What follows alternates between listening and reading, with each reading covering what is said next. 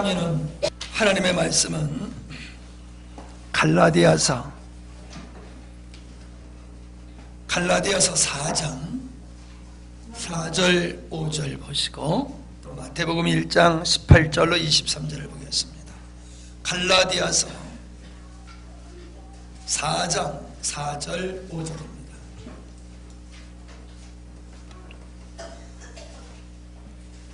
같이 읽겠습니다. 시작.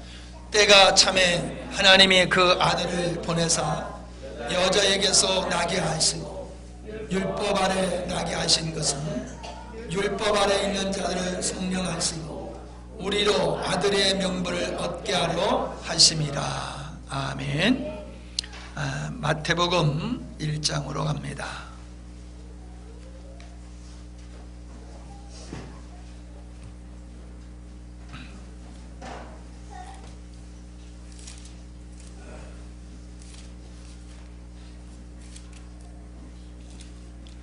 마태복음 1장 18절부터 23절까지입니다.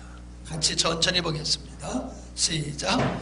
예수 그리스도의 나심은 이러하니 그의 어머니 마리아가 요셉과 약혼하고 동거하기 전에 성령으로 잉태된 것이 나타났더니 그의 남편 요셉은 의로운 사람이라 그를 드러내지 아니하고 가만히 끊고자 하여 이 일을 생각할 때에 주의 사자가 현명하여 이르되 다윗의 자손 요셉아 내 아내 마리아 데려오기를 무서워하지 말라. 그에게 잉태된 자는 성령으로 된 것이라. 아들을 낳으리니 이름을 예수라 하라. 이는 그가 자기 백성을 그들의 죄에서 구원할 자이심이라 하니라. 이 모든 일이 된 것은 주께서 선지자로 하신 말씀을 이루려 하심이니 이르시되 보라 처녀가 잉태하여 아들을 낳을 것이요 그의 이름을 임마누엘이라 하리라 하셨으니 이를 번역한즉 하나님이 우리와 함께 계시다 함이라. 아멘. 감사합니다. 오늘 성탄절에 드릴 말씀의 제목은 계획된 탄생이다. 그런 제목의 말씀으로 드리려고 합니다. 이 성탄은 역사적인 한 인물의 출생을 축하하는 날이 아닙니다. 성탄은 인류를 구원하시려 구원주로 오신 예수님을 우리가 맞이하고 그분의 탄생을 축하하는 날입니다. 우리의 마음속에 이 성탄의 바른 믿음이 없으면은 우리는 신앙생활을 헛하는 겁니다.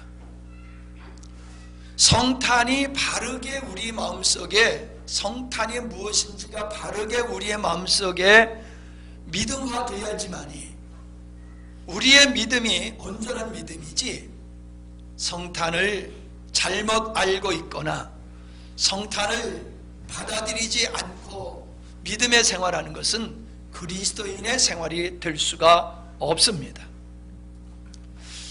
저는 목회를 하면서 신앙생활이 점진적으로 성장되어져 가는 사람이 있는가 하면은 신앙이 발전하지 못하는 사람을 보기도 합니다. 어제는 우리 모두의 신앙이 아름답게 성장된 모습으로 그 예수님의 탄생을 축하하는 그 모습을 보면서 제가 많이 행복했고 기뻤습니다. 그러나 또 한편으로 보면은 아직도 우리 주변에는 우리 같은 믿음의 형제자매들 중에는 예수님의 탄생이 별로 자기 인생에 영향을 미치는 게 없는 것 같아요. 전에도 말씀을 드렸지만은 부모님의 생신 때 찾아가지 않는 자녀가 없을 것입니다. 부모님의 생신도 소중하고 내 생일도 소중하다라고 하면은 한날 피조물의 그 탄생도 그렇게 소중하다라고 하면은 인생을 지으신 하나님께서 멸망받을 인생들을 구원하기 위해서 오신 날, 다시 얘기하면은 나를 영원한 형벌에서 영원한 영생으로 인도하시기 위해서 오신 그분의 탄생의 날을 내가 기뻐하고 내가 즐거워하고 내가 당연히 그분을 예배케 해야 된다고 하는 인식이 없다라고 하면은 그건 적은 믿음이 아니라 믿음이 없다라고 표현해야지 맞을 것입니다. 예수님, 나를 구원하기 위해서 하나님이신 그분이 사람의 몸을 입고 이 땅에 오셔서 죽기까지 해주시는 그분, 죽으려고, 나를 대신해서 죽으려고 오신 그분, 그분의 탄생을 우리가 어찌 가볍게 여길 수 있겠습니까? 참다운 구원받은 성도라고 하면은 이 날을 소중하게 여겨야 될 줄 압니다. 그냥 그런 생각을 했어요. 불교인들도요, 1년에 한 번 4월 초 8일 날은 절에 가더라고요. 그런데 예수 그리스도를 믿는 사람들이 성탄절인데도 불구하고 그날을, 그 탄생하신 그분을 축하하는 예배에 참석하지 않는다라고 하는 것은 심각한 문제가 있는 겁니다. 지금 목사님이 골질하는 게 아니에요. 여러분 한번 솔직히 생각을 해보세요. 자녀가 부모의 생일에 축하하지 아니하면은 그걸 어떻게 이해할 수 있습니까? 마찬가지입니다. 우리가 구원받은 하나님의 백성이라고 하면은 우리는 그 예수님의 탄생을 당연히 기뻐하고 축하해야 될 줄 믿습니다.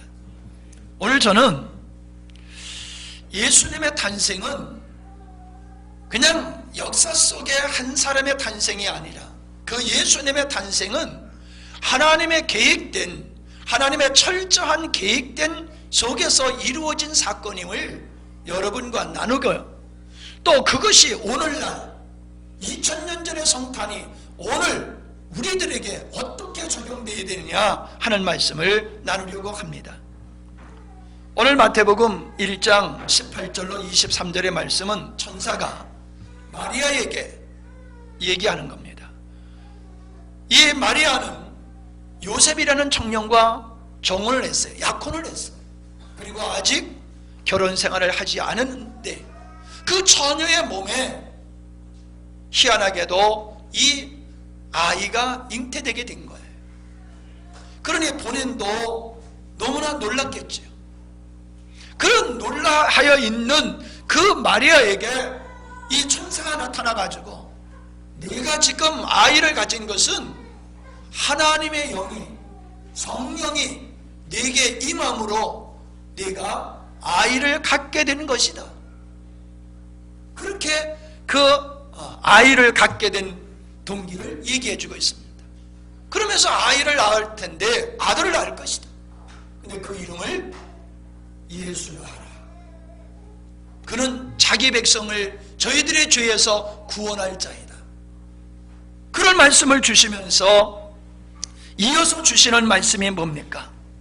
우리 선지자, 하나님께서 선지자 이사야를 통하여서 주신 말씀이 있지 않느냐? 보라, 처녀가 잉태하여 아들을 낳을 것이니 그 이름을 임마누엘이라 하리라. 번역하면은 하나님이 우리와 함께 하시다라고 하는 말씀이 있지 않느냐? 그 이사야 선지를 통하여 예언되었던 그 말씀이 지금 너를 통하여서 이루어지고 있는 것이다. 그렇게 천사가 말하여 주고 있는 겁니다. 이것을 갈라디아서 4장 4절로 5절의 말씀에 사도 바울은 이렇게 이야기하고 있는 겁니다. 때가 참에 하나님이 그 아들을 보내사 여자에게서 나게 하시고 율법 아래 나게 하신 것은 율법 아래 있는 자들을 속량하시고 우리로 아들의 명분을 얻게 하려 하심이라 라고 바울이 말씀하고 있습니다. 때가 찼다. 뭔 때가 찼다는 겁니까? 10달 되면은 아이가 이 세상에 태어나듯이 예수님의 탄생은 하나님께서 영원 전서부터 계획하신 것이었는데 이 땅에 보내실 그 계획의 때가 차니까 하나님께서 당신의 아들 예수님을 이 땅에 보내셨다. 그런데 어떻게 보내셨느냐? 여자에게서 나게 하셨다. 그리고 율법의 저주 안에 있는 자들을 구원하시기 위해서 이 땅에 보냄을 받았다. 그 결과로서 많은 사람들이 하나님의 자녀, 아들의 명분을 얻게 되었다라고 말씀을 하고 있는 것입니다. 이걸 조금 구체적으로 살펴보면은 예수님의 탄생은 창세전에 세우신 하나님의 계획이다라고 하는 것입니다.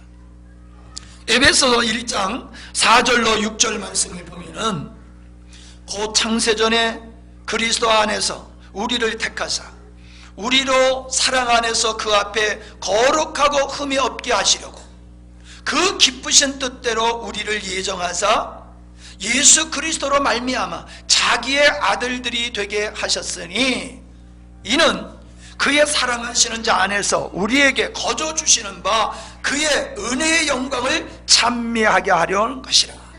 이렇게 말씀하셨고요.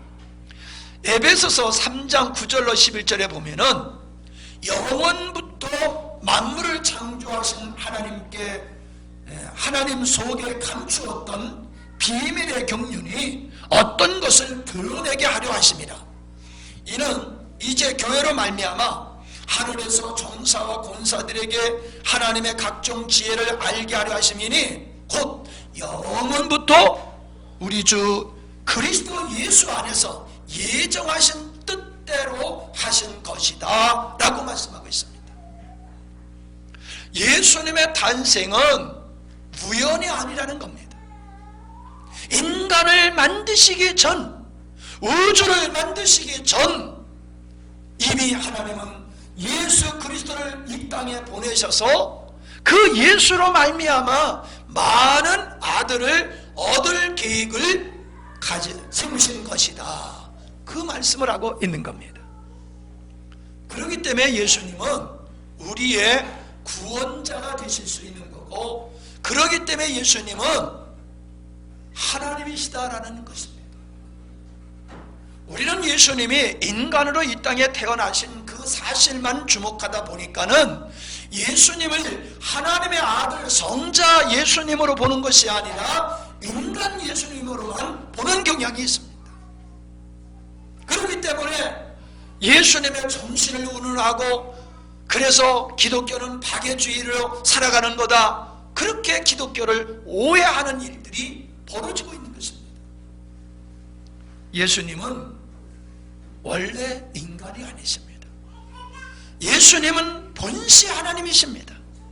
그 하나님이 죄인들을 구원하시고 그 죄인들을 하나님의 아들들 되게 하시기 위해서 이 땅에 사람의 몸을 입고 오신 분이 바로 예수님이십니다. 두 번째로, 아담의 범죄할 때에 계시하신 역사가 성취된 것이 바로 예수님의 탄생이다라고 하는 겁니다. 하나님이 아담과 하와를 만드시고 에덴 동산에 거하게 하시면서 그 동산 중앙에 선악과 나무를 먹지 못하게 했습니다. 선악과를 먹지 말라고 했는데 아담과 하와는 그만 그 선악과를 따먹었습니다. 불순종이지요. 하나님과 같이 되고자 하는 마음에서 불순종하여 그 인간은 사망에 이르는 존재가 되었지요. 그러나 하나님께서는 그 사망에 이르는 그 존재, 그 인간들을 완전히 멸망하신다는 말씀을 하지 아니하시고 그들을 구원하실 것을 바로 아담과 하와에게 말씀을 하십니다. 어떻게 말씀하시느냐?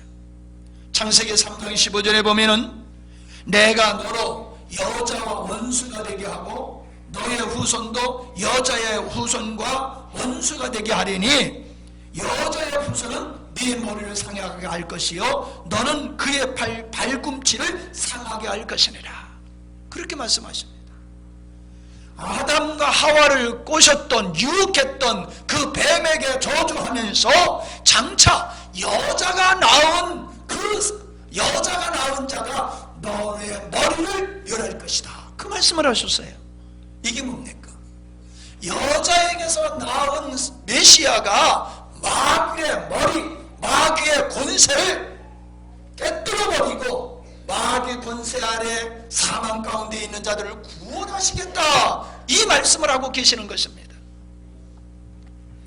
사람은 여자에게서, 여자가 낳지만은 여자가 낳는다고 말하지 않습니다. 남자가 낳는다고 얘기를 하지요. 뭐 더 설명이 필요 없습니다. 그런데 지금 아담과 하와를 향해서 주님이 하시는 말씀은 뭐냐 하면은 여자가 낳는 아이가 있을 거라는 거예요. 남자가 애를 낳는데 그렇게 말씀하지 아니하시고 여자가 아이를 낳을 때가 있다. 그가 인류를 구원할 자다, 그렇게 말씀하셨어요. 보세요. 이사야 선지자를 통하여 하신 말씀이 보라, 처녀가 잉태하여 아들을 낳을 것이다. 이 예언의 말씀은 창세기 3장 15절의 그 예언의 말씀과 딱 일치되는 겁니다. 마리아가 정원은 했지만 결혼하지 않는 처녀의 몸으로 아이를 갖게 된 것이 바로 창세기 3장에 나타난 하나님의 말씀과 이사야를 통해서 주신 말씀이 성취되어지는 것임을 보게 됩니다. 헌데 왜 남자의 후손으로 메시아가 나지 아니하시고 여자의 후손으로 나야 했느냐라고 하는 겁니다. 남자의 후손으로 태어나는 것은 모든 사람이 아담에 속한 자가 되는 겁니다. 아담에 속한 자가 되어지는 것은 아담이 지은 원죄에 모든 사람이 속하게 되어지는 겁니다. 남자로 태어나는 모든 사람은 아담의 죄성을 가지고 태어나서 영원히 멸망받을 저주의 존재로 태어나는 게 인류예요. 그래서 태어나자마자 인간은 범죄하기 시작하는 겁니다. 아무리 바른 일을 가르쳐도 바른 일은 잘 안 하고 나쁜 짓 하지 말라고 해도 나쁜 짓은 잘하는 이유가 어디 있습니까? 죄인의 성향을 가지고 태어났기 때문에 인간은 그런 거예요. 그러니 인류를 구원하실 분이 아담의 후손으로 태어나서 죄인의 몸으로 태어나면은 인류를 구원할 자격이 안 되는 거예요. 인류를 구원할 만한 자격을 가지시기 위해서는 죄가 없으셔야 되는 거예요. 죄가 없으셔야 죄인들을 구원할 자격이 있는 거예요. 그래서 예수님은 아담, 남자의 후손으로 태어나실 수 없고 여자의 후손으로 태어남으로 말미암아 아담의 죄성이 없는 메시아 구원주로 오셔야 됐기 때문에 여자의 몸에서 태어날 수밖에 없는 겁니다. 그런 심오한 뜻이 있었던 것이에요. 그냥 예수님이 처녀 마리아의 몸에서 그냥 태어난 게 아니에요. 하나님은 예수님이 그 이름을 아들을 낳으리니 그 이름을 예수라 하라. 그 예수라 하라. 자기 백성을 저희들의 죄에서 구원할 자, 그 구원자로서의 이 땅에 오시는 예수님은 죄 없이 태어나야 되기 때문에 하나님은 마리아의 몸에서 나게 하셨다 하는 것이죠. 근데 중요한 것은 여기 말씀에 보면은 율법 아래 나셨다 그랬어요. 율법 아래 나셨다. 여자의 몸에서 율법 아래 태어나게 하셨다. 율법은 하나님께서 모든 인간이 죄인임을 깨닫게 하시기 위해서 주신 말씀이 계명이 율법이에요. 율법이 있음으로 말미암아 사람들은 비로소 내가 죄인이로구나, 인간은 다 멸망받을 수밖에 없는 죄인이로구나, 이걸 알게 됐다는 거예요. 율법이 없으면 사람이 자기가 죄인이며 자기가 멸망받을 존재인지를 모르는 거예요. 율법을 주셨기 때문에 그 율법을 통하여 내가 죄인이고 멸망받을 죄인이라는 걸 깨닫게 된 거예요. 혹시 여기 앉아 계신 여러분, 교회 처음 나오시고 얼마 되지 아니하신 분한테 드리는 말씀이 아니라 오랜 신앙생활 하신 여러분들이 내가 죄인이라고 하는 사실을 어떻게 깨닫고 계십니까? 살아가다 보니까는 내가 참 못됐어 라고 하는 것이 인지가 되어서 나는 죄인이야 라고 하십니까? 아니면 하나님의 말씀에 비추어 보니까는 나는 죄인이야 라는 생각이 드십니까? 인생을 살아가면서 내가 죄인이야 라고 하는 것은 옳은 게 아닙니다. 하나님의 말씀에 비추어 보니까 내가 죄인이네, 이게 맞는 겁니다. 그래서 예수님은 율법 아래 나신 이유가 있는데, 예수님은 율법을 완성하시기 위해서 율법 아래 나신 거예요. 왜냐하면 인류를 구원할 수 있는 분은 아담의 후손으로 오지 아니하고 여자의 후손으로 오셔야 됐을 뿐만 아니라 율법을 완벽하게 지킴으로 말미암아 의인의 요건을 가지셔야 되는 거예요. 그래서 예수님은 율법 아래 나셔서 제일 먼저 하신 일이 할례 받는 일로 시작하여 율법의 모든 조항을 예수님이 다 이루신 거예요. 그래서 예수님이 율법을 완전히 성취하심으로 말미암아 당신이 의로운 존재가 되었고 그 의로우심을 가지고 인류를 구원하신 것이다 라고 하시는 것입니다. 마태복음 3장 15절에 보면 예수님께서 세례 요한에게 세례를 받으러 하실 때에 세례 요한이 만류합니다. 어찌 당신께서 나에게 세례를 받으실 수 있습니까? 당신은 죄인이 아닌데 어찌하여 회개의 세례를 받으려고 하십니까? 그리고 만류하니까 세례 요한이 이렇게 이와 같이 하여 모든 의의를 이루는 것이 합당하니라. 모든 의의를 이루는 것이 합당하니라. 그게 뭐예요? 그게 바로 율법을 완성해야 된다는 거예요.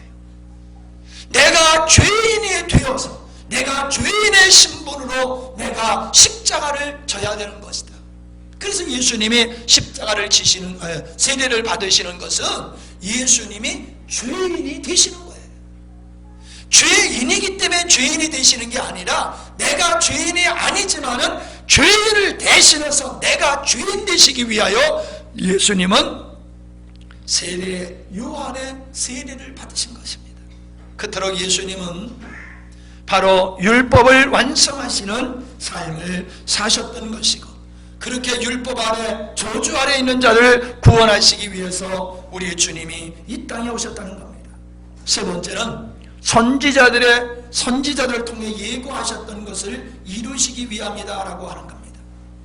로마서 1장 2절에 보면은 이 복음은 하나님의 선지자들로 말미암아 그의 아들에 관하여 성경에 미리 약속하신 것이라 라고 말하고 있습니다. 이 복음은 하나님이 선지자들로 말미암아 그 아들에 관하여 성경에 미리 약속하신 것이다. 누가? 예수님이 십자가에 못 박혀 죽으심이 선지자들을 통하여 미리 성경에 약속한 것이다 라고 말씀하고 있는 겁니다. 계획하신 바대로 예수님은 이 땅에 오셨고 계획하신 바대로 예수님은 우리를 위해서 십자가에 못 박혀 죽으신 것입니다.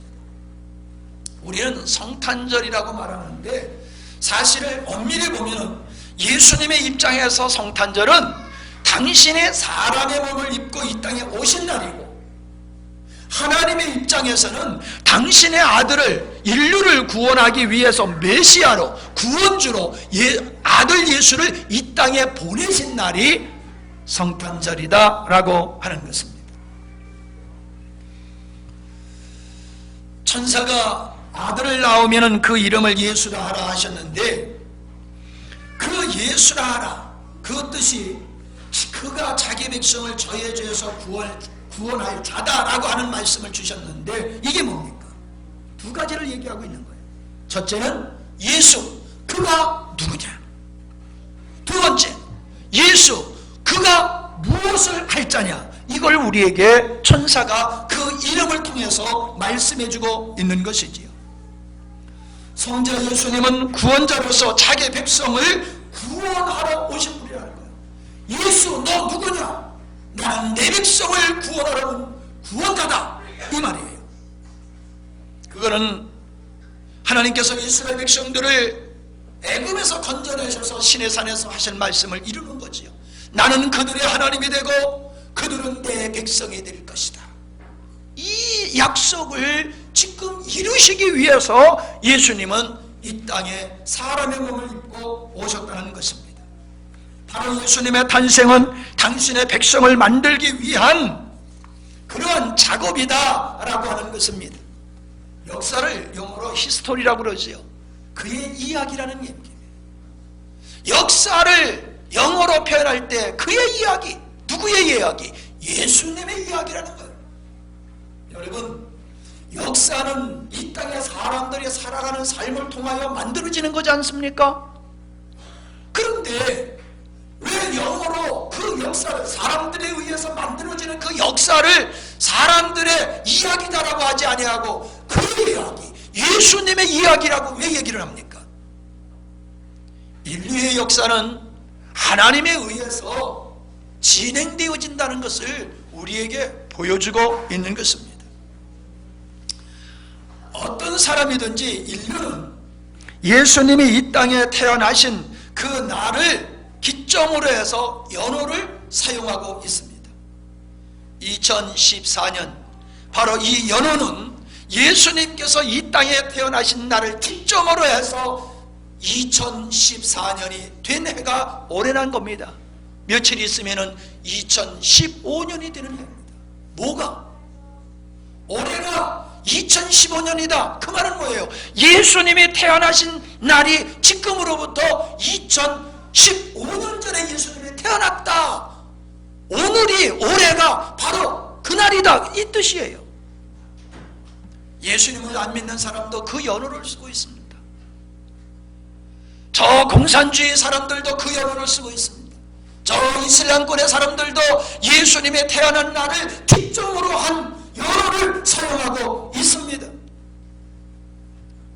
그러나 놀랍게도 이제 가면 갈수록 자기들이 연호를 예수님의 탄생을 기점으로 사용하고 성탄절을 메리 크리스마스라고 외치지만은 이 역사의 주인공이신 예수님이, 성탄의 주인공이신 예수님이 모든 사람들에게서 문화라고 하는 것으로 이제 배척을 당하고 맙니다.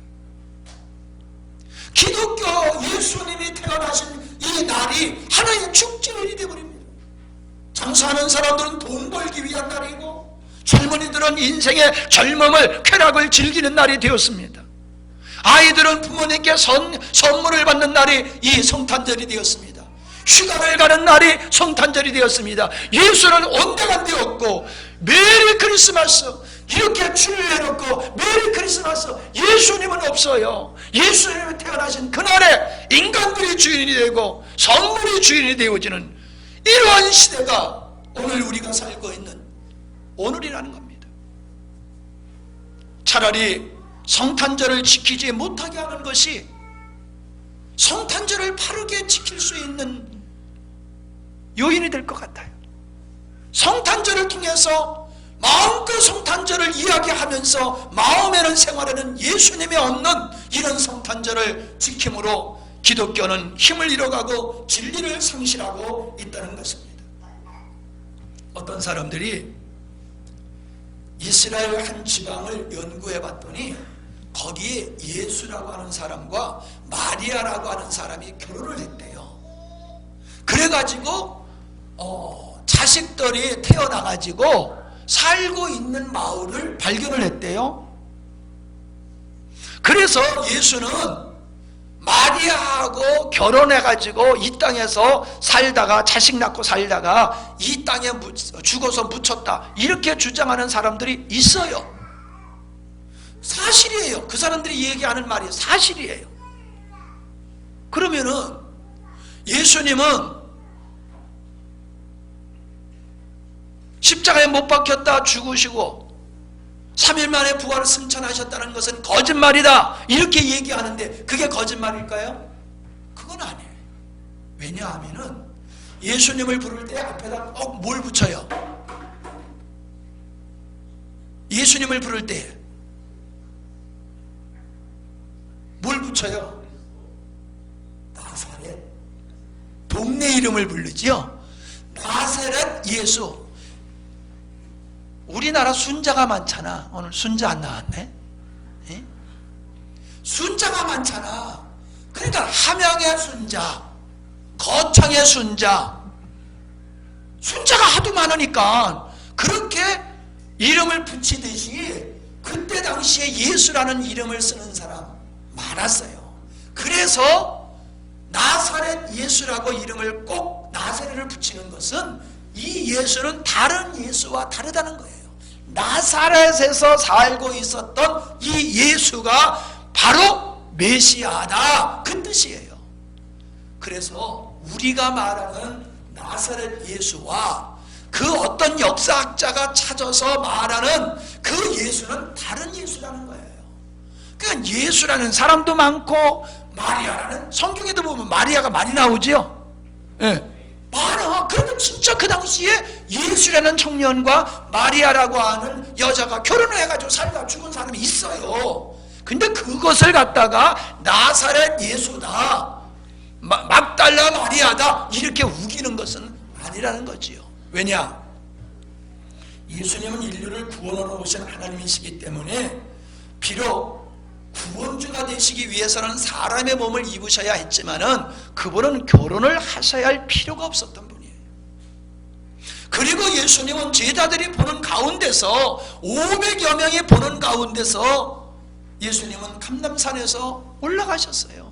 승천하셨어요. 그걸 모든 제자들이 뚜렷하게 봤어요. 자, 이야기를 듣는 우리 젊은 친구들, 그러면 예수님이 하늘로 뿅 올라갔다 하니까 계속 올라가다 보면 저 어디에 천국이 있겠네? 이렇게 생각을 하시지요. 예, 예수님은 부활하신 후에 그 몸이 자유자재하셨어요. 그래서 제자들이 있는데도 문을 열지 않으려고 나타나셨다가 뿅 가시고 뿅 나타나시고, 예수님은 부활하신 그 몸은 시공간을 제약을 받지 않으셨던 분이에요. 그래서 예수님은 우리들에게 예수님께서 더 이상 내가 이 땅에 있지 아니하고 아버지께로 간다라고 하는 걸 제자들에게 보여주시기 위해서 그 눈으로 볼 수 있을 만큼 육체의 모습으로 승천을 하시다가, 그분은 영적인 존재로 변하신 분이시기 때문에 그 물질을 초월하셔서 하나님의 나라에 이르신 분인 것을 우리는 알 수가 있습니다. 예수님은 그런 분이세요. 자, 보세요. 골로새서 1장 13절로 17절에 보면은 예수님은 15절을 읽겠습니다. 그는 보이지 아니하시는 하나님의 형상이요 모든 창조물보다 먼저 나신 자니 만물이 그에게 창조되되 하늘과 땅에서 보이는 것들과 보이지 않는 것들과 혹은 보좌들이나 주관들이나 정사들이나 권세들이나 만물이 다 그로 말미암아 그를 위하여 창조되었고, 또한 그가 만물보다 먼저 계시고 만물이 그 안에서 함께 섰느니라 라는 말씀을 하고 있어요. 무슨 얘기입니까? 예수님이 만물을 창조하신 창조주시고 모든 만물은 예수님을 통하여 존재한다라는 얘기를 하고 계시는 거예요. 그래서 그거를 보여주시기 위해서 예수님은 바람도 바다도 잠잠케 하시는 일을 이루셨고, 바로 죽은 나사로도 살리시는 일을 하신 것입니다. 비록 내가 육체를 입고 있지만 나는 하나님이다, 그것을 자연을 초월하는 일을 하심을 통하여 당신의 하나님이심을 보여주신 것이에요. 우리는 성탄이 하나님이신 예수님이 이 땅에 오심을 기리는 거지, 한 예수, 역사적인 한 사람의 예수를 탄생하는 걸 기념하는 것은 아니라는 것입니다. 예수님은 이 땅에 오셔서 하나님과 본체이시지만은 하나님과 동등됨을 취하지 아니하시고 자기를 비어서 종의 몸을 입고 오셨고 사람같이 되셨을 뿐만 아니라 사람의 모양을 입고 오셔가지고 자기를 낮추시되 죽기까지 낮아지시고 복종하신 삶을 통하여 하나님의 창세전에 의도하신 역사를 이루신 분이다 라고 하시는 겁니다. 그러므로 우리는 예수님의 탄생을 바로 이해하기 위해서는 예수님의 탄생만 얘기해서는 안 됩니다. 예수님의 모든 생애를 우리는 다 바라봐야 됩니다. 왜냐하면 예수님의 탄생과 예수님의 죽으심과 예수님의 부활까지 모든 예수님의 일대를 선지자들을 통하여 하나님께서는 미리 말씀하여 주셨기 때문입니다.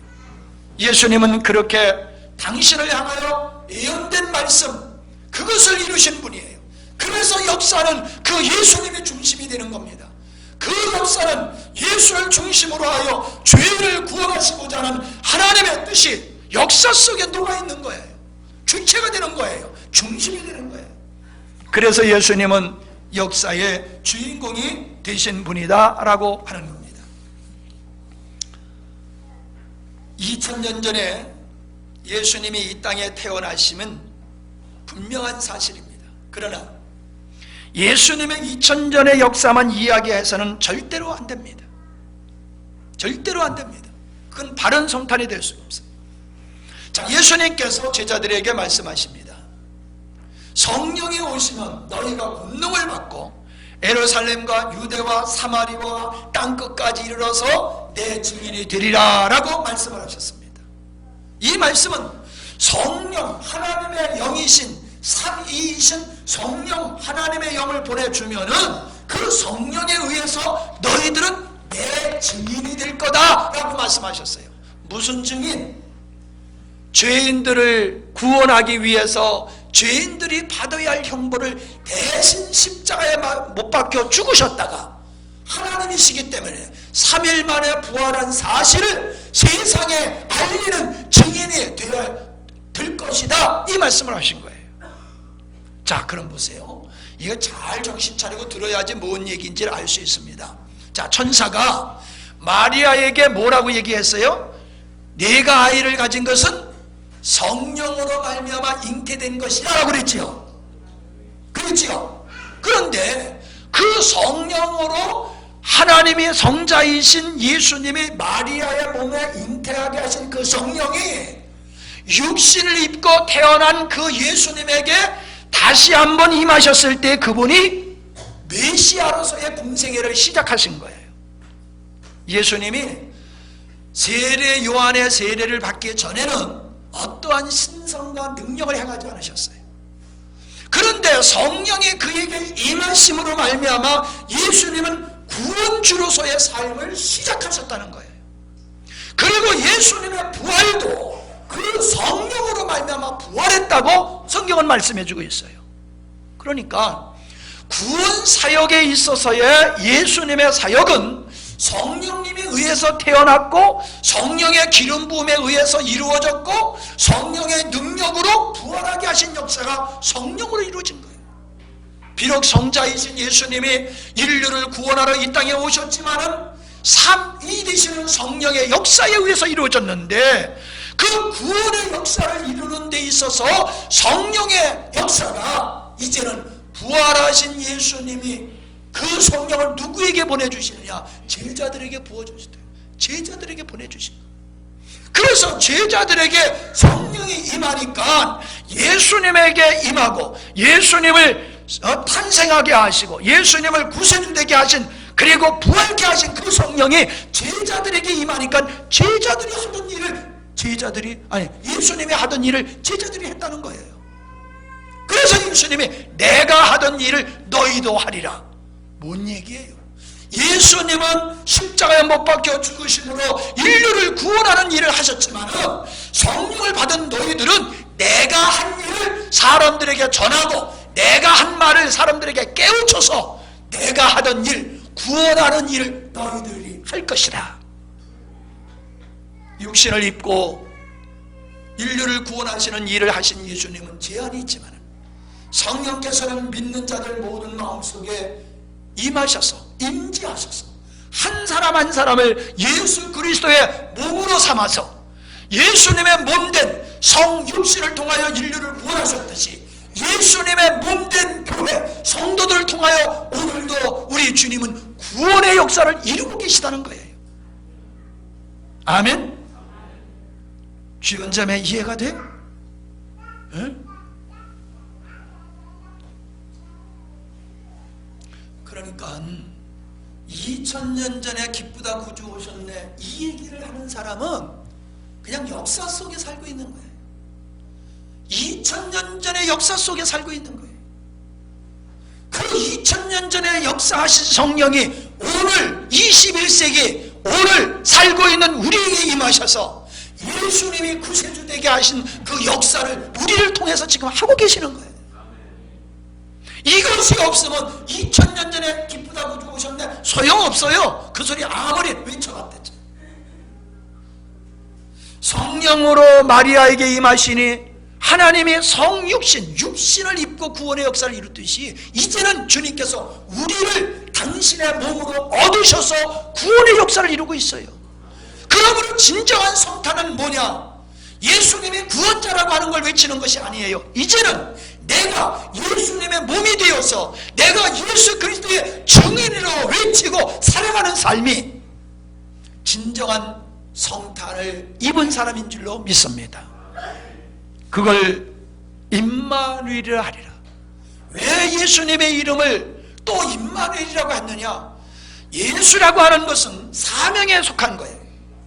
자기 백성을 자기의 죄 가운데서 구원하시는 분이 예수다라고 하는 거예요. 그런데 또 이름을 하나 더 붙여서 임마누엘이라 하리라. 그것은 구원하신 구원의 사역을 마치신 후에 그분께서 믿는 자들의 마음속에 임하셔서 영원히 믿는 자들과 함께 하시며 믿는 자들을 붙드시고 하나님의 뜻을 이루시겠다는 거예요. 그러므로 우리는 예수에서 어디로 발전해 가야 되느냐? 임마누엘로 발전해 가야 돼. 구원주 예수님이 아니라 임마누엘 예수님. 아멘? 구원의 예수님이 아니요. 이제는 나를 구원하신 그분이 임마누엘 되어주셔서 나를 통하여 인류를 구원하는 역사를 지금 하고 계세요. 이것을 깨닫는 사람이 바른 그리스도인의 삶을 살 수 있는 겁니다. 이걸 모르니까 말로만 메리 크리스마스 해야지 삶을 전혀 변화되지 아니하고 전혀 능력이 없는 삶을 살아가는 겁니다.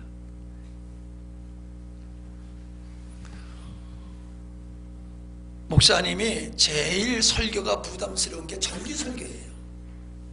똑같은 주제를 가지고 계속 설교를 해마다 똑같이 해야 되니까는 한 얘기 또 하기가 참 좀 그렇잖아요. 제일 부담스러운 거예요. 그런데 여전히 올해도 부담을 가지고 말씀을 묵상하는데 하나님이 이거를 다 열어주시는 거예요. 야, 예수라는 그 이름, 임마누엘이라는 그 이름이 얼마나 그렇게 일치한지. 어저께 저녁에 제가 시간이 없어서 좀 그렇습니다만은 예수님이 이 땅에 태어날 때에 동방박사가 와서 물어본 게 뭐예요?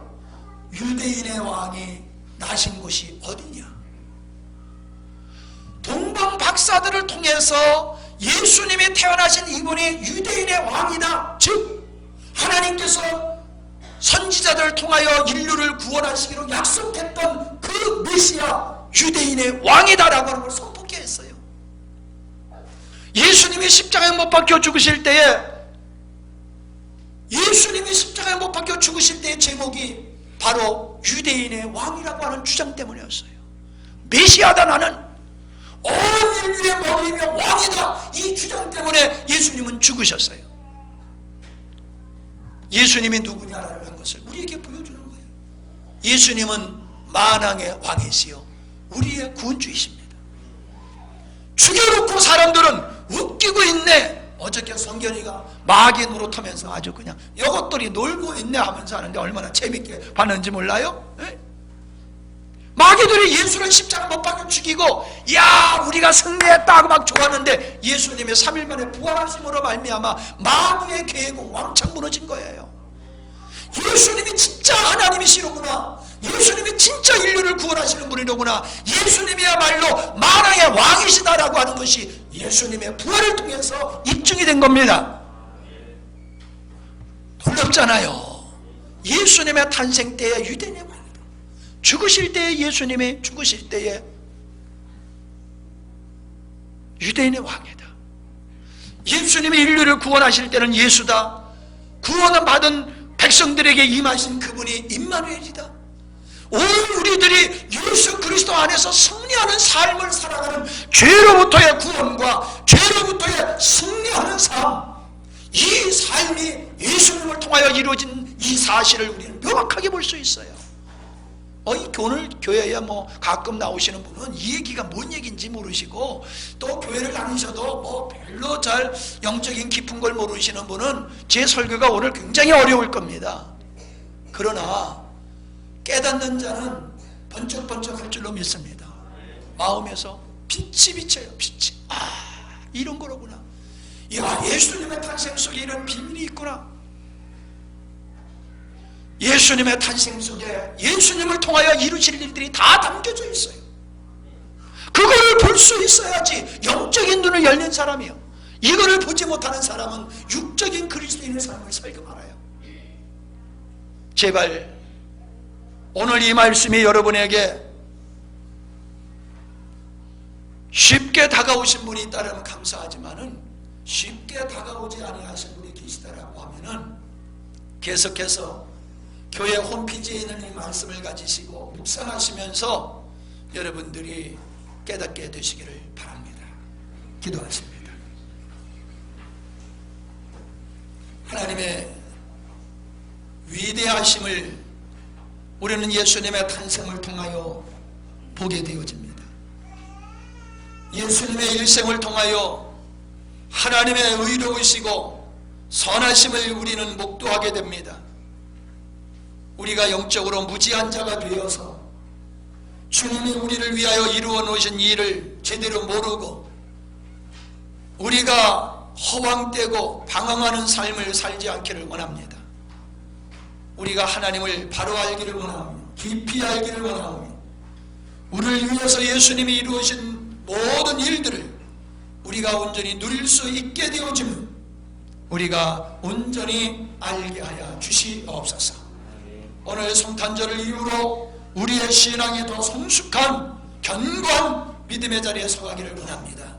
우리 하나님 붙드시고 축복하여 주시옵소서. 예수님의 이름으로 기도하옵나이다. 아멘.